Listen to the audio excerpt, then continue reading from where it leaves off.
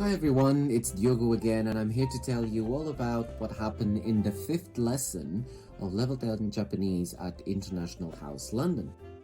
So what we learned in the last lesson is one final form of verbs so that we can finally speak in a casual form in Japanese.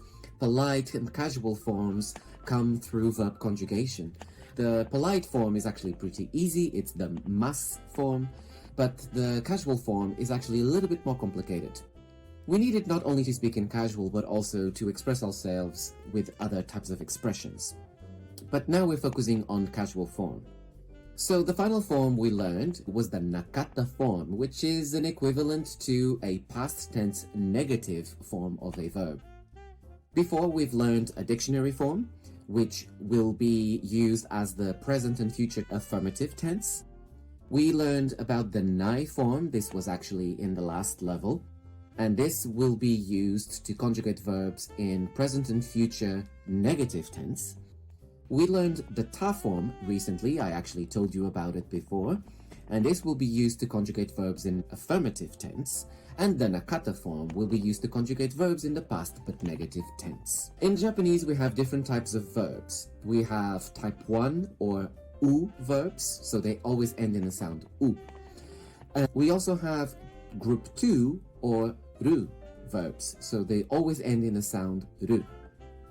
And we also have a couple of irregular verbs. So I just want to give you two examples of how you would make a conjugation table, which is present and future affirmative, present and future negative, past affirmative, and past negative, but in the casual form. So starting with the group 2 verbs or ru verbs, these are very easy. So a good example is the verb to eat, which is tabemasu. Because this is a group 2 verb, we make all the forms just by dropping mas. It's very easy. So the dictionary form will be taberu, and the nai form will be tabenai. So you see, just drop mas and add whatever you need. The ta form will be tabeta, and the nakata form will be tabenakata. Yeah, so very easy. The other verbs, group 1, are a bit more complicated. They will depend on the sound that comes just before u. So I will use a more complicated example, which is the verb to wait, which is machimasu. Now, as you can see, chi, it's not necessarily a Western sound, in the sense that there's no clear letter before that. But chi is what would be a combination of a T letter with an I vowel. But in Japanese, we don't say T, we just say chi. But this will be definitely the T verb column of the alphabet. So the verb machimasu, the dictionary form, will be matsu. There's also no tu sound in Japanese, it's su. But now, easier than that, the nai form will become matanai. So we keep the T sound, but we need to manipulate this u from matsu, and it will become matanai. The ta form will be mata. You need to make that pause, okay? And the nakata form will be matanakata, okay? So it's a bit more complicated, as you can see. I will give just a quick other example. For example, the verb to drink.